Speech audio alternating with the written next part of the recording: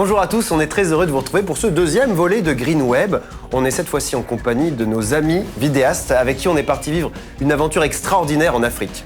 Car c'est là-bas, en Tanzanie, que nous allions découvrir le programme de reforestation d'un moteur de recherche éthique. Ensemble, on va parler de la pollution d'Internet et de leur prise de conscience depuis le voyage. Cette aventure a pris des allures de voyage initiatique. Dès les premiers jours, on s'est retrouvés aux prises avec nos contradictions. Après avoir roulé en jeep pendant des heures dans la savane, on s'est émerveillé devant une multitude d'animaux sauvages qu'on n'avait pour la plupart jamais vus ailleurs que dans des zoos ou des reportages animaliers. C'était splendide. Sauf corps de la réserve, plus de nature, seulement des routes, des villes, des monocultures. Tous ces animaux étaient maintenus dans un écrin totalement clos.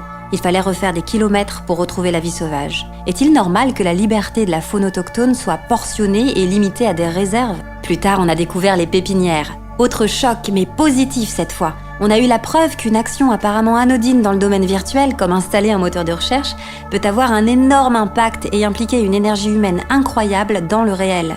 Tandis qu'on est peinard derrière nos écrans d'ordi, des centaines de femmes et d'hommes trimballent des seaux de 25 kilos pour replanter des bébés arbres sur des pentes escarpées.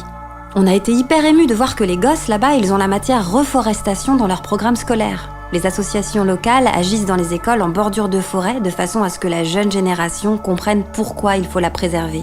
Enfin, on a eu la chance d'être guidés à travers les quelques îlots de forêt vierge qui demeurent encore sur ces montagnes. C'était bouleversant de se tenir à l'intérieur même de cette espèce d'énorme organisme vivant qu'est une forêt vierge. En progressant respectueusement entre les racines, les sens en alerte, on a fini par capter qu'un truc clochait. On avait beau tendre l'oreille et vouloir écouter la forêt, il n'y avait que le silence. Pas un chant d'oiseaux, pas un bruit de feuillage. Ces îlots de forêt ne sont pas assez spacieux pour permettre à toute la faune locale de se nourrir et de s'abriter.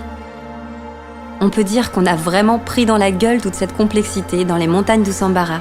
Ces majestueuses forêts fractionnées par des villages, des cultures, des infrastructures indispensables à la vie humaine et qui, paradoxalement, la condamnent.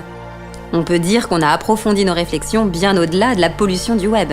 C'est ici, sur ces hauteurs, et nourris de toutes les émotions du voyage et de toutes ces prises de conscience, que nous avons interrogé nos amis sur leur rapport à leur activité de vidéaste du web.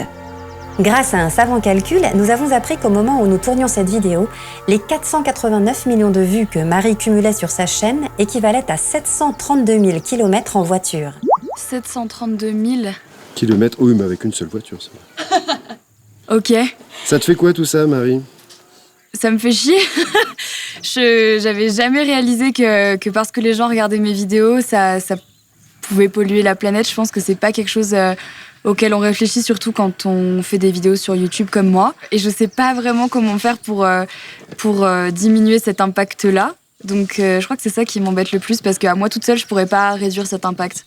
William, quant à lui, cumulait 218 millions de vues, soit l'équivalent de la production de 54,5 tonnes de viande bovine. Oh putain.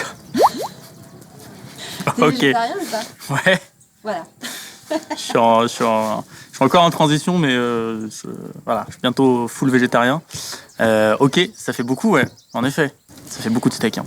Avec Margot, d'un point de vue très personnel, je pense qu'on bosse bien sur notre bilan carbone. Et c'est difficile dans une grande ville de faire autant que ce qu'on aimerait.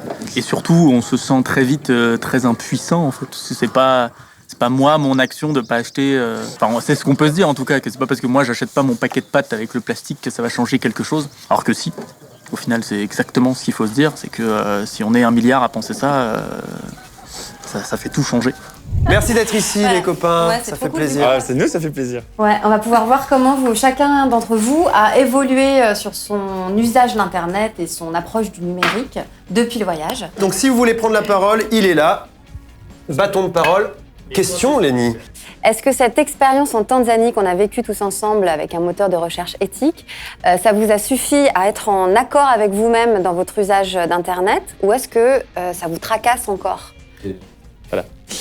Alors moi, non, je dirais qu'au contraire, je suis encore plus tracassé depuis que je suis parti, parce qu'effectivement, j'avais pas forcément non plus, j'étais pas forcément renseigné sur la pollution d'Internet. Parce qu'on parlait souvent du bilan carbone, on va dire, d'un tel voyage. Par exemple, on prend l'avion pour aller parler de ça, mais on fait une cause écologique, donc voilà, il y a une compensation. Mais effectivement, j'étais pas tellement au courant de à quel point les serveurs d'Internet et tout ça pouvaient polluer. Moi, j'avais déjà fait une vidéo sur la pollution numérique, Et ça m'avait interrogée sur ma consommation, mais perso. Mais j'avais pas vraiment fait le lien sur ma consommation pro. Donc le flux YouTube de mes vidéos à moi que je mets, ma consommation d'Instagram, les stories. J'adore faire des stories hyper longues. J'aime ça, mais en même temps je sais que ça a un impact, ça doit être stocké quelque part. Donc c'est comme si ça m'avait un peu culpabilisée d'une certaine manière. C'est un truc qui chemine, mais sur lequel j'ai pas encore trouvé de solution satisfaisante en fait. Est-ce que par rapport à ce moment d'interview, vous avez des choses à dire particulièrement vous aujourd'hui? William publie moins de vidéos. Là où c'est difficile, c'est que moi, c'est mon travail. Comment je peux être cohérente en fait dans mon cheminement de venir en Tanzanie, planter des arbres, essayer de réduire mon impact sur l'environnement, quand à côté de ça, j'ai un métier qui est hyper polluant.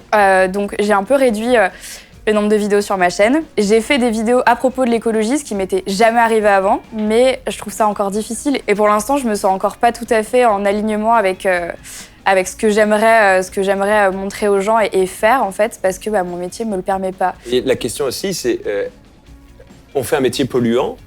Est-ce qu'on fait un des métiers les plus polluants? Enfin, je me rends pas compte. Il y a énormément de gens dont le travail est lié à une activité néfaste pour l'environnement. Parce que notre incohérence est plus grande justement en faisant des métiers d'internet qu'ailleurs. Parce qu'effectivement, c'est notre métier. Et en plus, si on utilise ces canaux pour faire de la sensibilisation, il faut se battre avec les mêmes règles que les autres, quoi, avec les mêmes cartes. Putain, moi j'ai un truc à dire.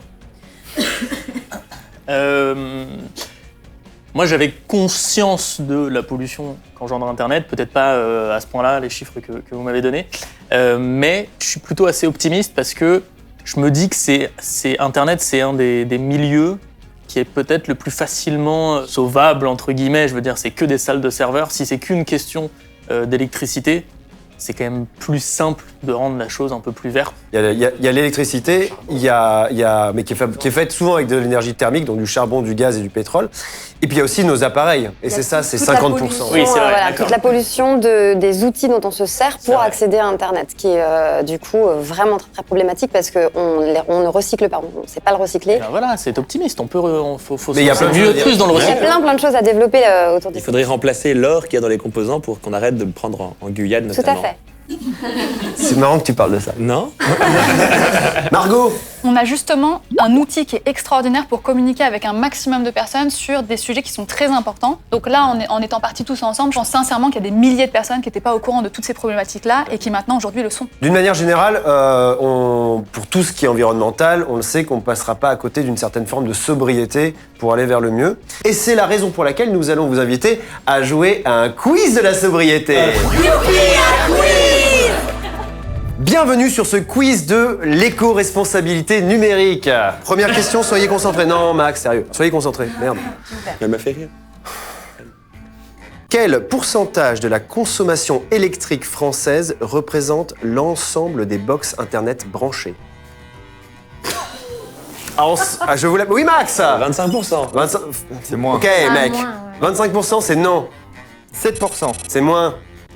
3%. C'est moins. 5%. Come on! 1%, c'est la bonne réponse pour Margot, on peut l'applaudir. Les box du coup qu'on laisse brancher toute la nuit à la maison, ça représente l'équivalent d'un demi-réacteur nucléaire qui fonctionne en continu. Donc si on arrêtait de les brancher, si on les débranchait tous les soirs, eh bien ça se verrait. Quel est l'usage d'Internet le plus énergivore? Max, La premier. pornographie. Non. Le streaming vidéo. C'est une excellente réponse, on peut l'applaudir. Est-ce que la pornographie, c'est pas du streaming vidéo? Oui, mais ce n'était pas la Ouais, réponse c'est pas, tu complète. vois, c'était pas complet.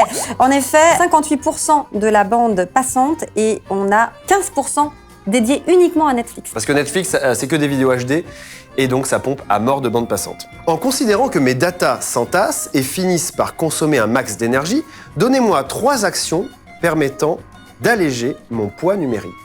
Supprimer les anciens contenus. Donc oui, Max, supprimer régulièrement les datas inutiles, qui sont dans les clouds évidemment. Premier point. Oui. Se suicider. Se suicider, deuxième point. Non. Marie. Vider les caches. Vider les caches. Non. Et il y avait également privilégié un stockage maison sur disque dur externe. Ah bah ouais, mais c'est... Dommage, hein. J'allais dire, mais Et il y a aussi Non, la mais- possibilité d'utiliser des clouds éthiques. Nous ne développons pas, mais ça existe. Avec ses 3,2 milliards de vues, la vidéo Gangnam Style aurait fait consommer à YouTube autant d'électricité que la production annuelle d'une petite centrale nucléaire. Vrai ou faux? Ah, on a la main de Tom. Ouais. Vrai. C'est... C'est vrai, c'est une bonne réponse. Comment rendre votre mailing... Non, mais arrête. Il a le droit, il a le droit, il a le droit. S'il arrive à faire exactement Vas-y, l'intitulé de alors, la question. vas-y. Eh maintenant. bien, supprimer ses spams. Supprimer ses spams, deuxième point pour toi. On peut avoir la question en entier, s'il te plaît? Comment tu rends ton mailing plus éco-responsable? Fabien. Eh bien, justement, tu supprimes tous tes mails qu'il y a dans le cloud, tes anciens mails, tu vides ta corbeille. Exactement, supprimer ses anciens mails. On compte les points, qui compte les points? Je compte les points. Moi, je suis à vais 12. faire un- Qui est... Marie. Refuser les newsletters. Exactement, bonne réponse. Refusez les newsletters. Premier point pour Marie. Voilà. Oui, On Fabien. supprime les signatures avec des images. Exactement, supprimer les signatures en bas de mail avec des images. Enlever les pièces jointes. Vous le limitez, ouais. Si, Mais ça a été dit, ça a été dit, Ça a non? été Ah dit. non, Ah ça n'a non, pas été dit. certainement pas, certainement Mais en même pas, temps, qui l'a dit? J'ai pas... Enlever les pièces jointes. Il y a... Éviter d'envoyer à tous les contacts. Enfin, Non, Ilia, je t'accorde le point. Ne pas mettre en copie toute la smala. Ilia et Marie regardent chacune sur smartphone la même vidéo. Pourtant, Ilia émet beaucoup moins de CO2 que Marie. Pourquoi? Parce qu'elle pète pas en même temps. Non. Ok. Elle laisse pas de commentaires. Elle laisse pas de commentaires, c'est pas ça.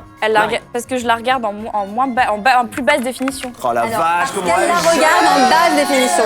Regarder une vidéo en basse définition permet de réduire 4 à 10 fois sa consommation d'énergie. Et 4 à 10 fois la compréhension de la vidéo d'ailleurs aussi. Chaque requête sur le web correspond à l'émission d'une dizaine de grammes de CO2. Comment rendre une recherche moins gourmande en énergie? Oui, Tu vas directement au site et tu fais pas ta recherche à Google. exactement. Donc tapez dans la barre de recherche directement le site avec le .com derrière ou le .fr. Première bonne solution. Marie, Être plus précis dans sa recherche et éviter de mettre 45 milliards de mots-clés. exactement, être plus précis dans sa recherche. Bonne réponse de Marie. Selon l'ADEME, sachez-le, cela permettrait d'économiser 5 kg de CO2 par an et par personne si on commençait à arrêter de mettre des trucs genre cherche, nain, Gmail, qui... Ça sent le vécu. Pas du tout, C'est je quoi, fais pas du Gmail tout ce genre de recherche. Vous pouvez également installer un moteur de recherche éthique sur votre ordi ou votre smartphone et ainsi consommer des bits plus propres. Lénie, maintenant que tu as fait le décompte des points, peux-tu nous dire qui a remporté ce quiz de l'éco-responsabilité numérique? Eh bien, c'est... Roulement de tambour.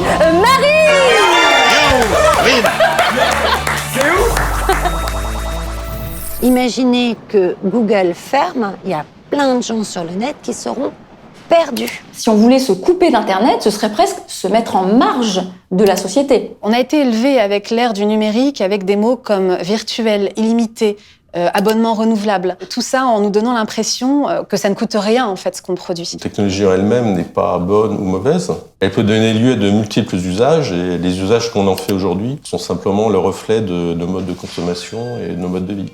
C'est très bien que les internautes fassent de petits pas dans la sobriété numérique, mais ce sont les grands pas faits par les grosses sociétés d'exploitation d'Internet qui seront les plus efficaces. Est-ce que ces géants font leur part pour rendre Internet moins polluant?